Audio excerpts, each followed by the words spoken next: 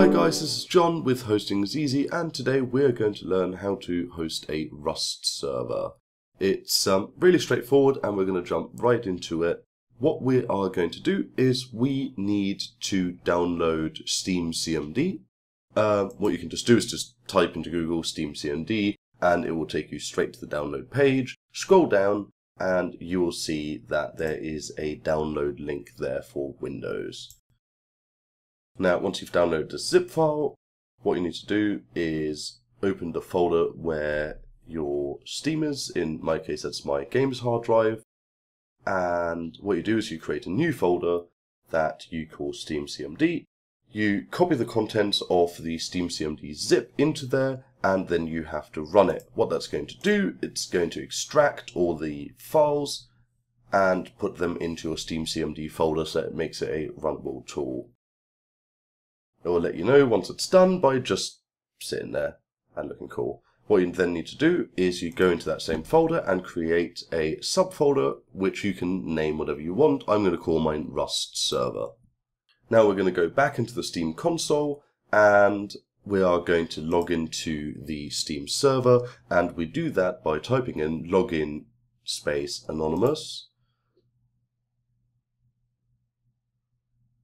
Now, once it's done that, we can type force_install_dir, and then we write the directory of where our game folders that we've just created. As you can tell, that's not always the easiest thing to do.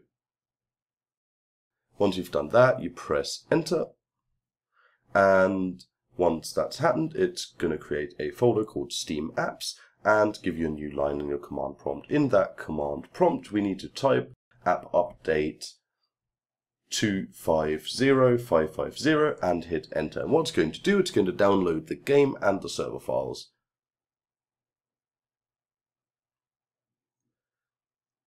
Now the good thing about this is because we're connected directly to the server, it's going to download pretty quickly.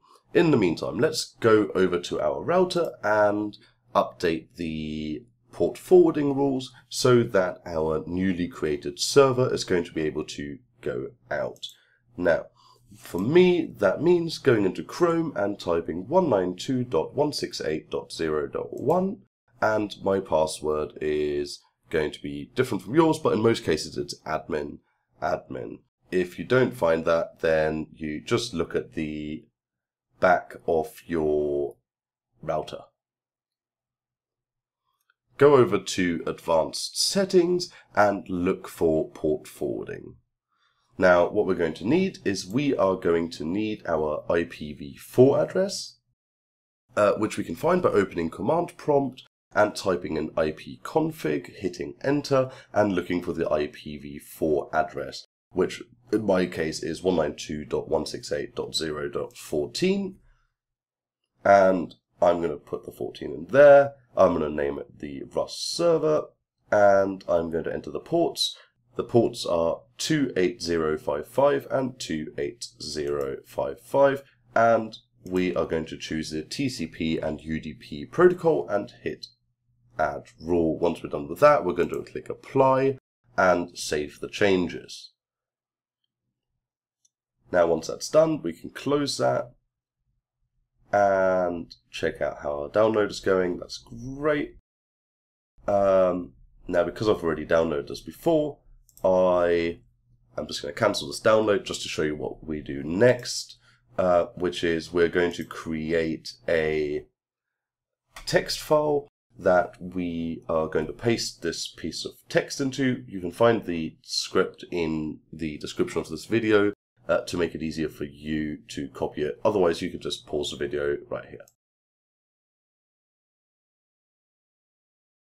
We then need to save that as a bat file, which you can do by literally save as server_start.bat. We then need to go into the Steam Apps folder and copy it there. What this will do is will help our server actually be able to launch. Once you're done with that, you can head over to the server start it up, and enjoy a game of Rust with your friends. Now, should the connection be really slow, that's probably down to your own internet, and what I suggest you do is you head over to our sponsor, which is gameservers.com, and get yourself a really nice and fast, cheap server from those guys. Thank you very much. My name's John, and this is Hosting's Easy.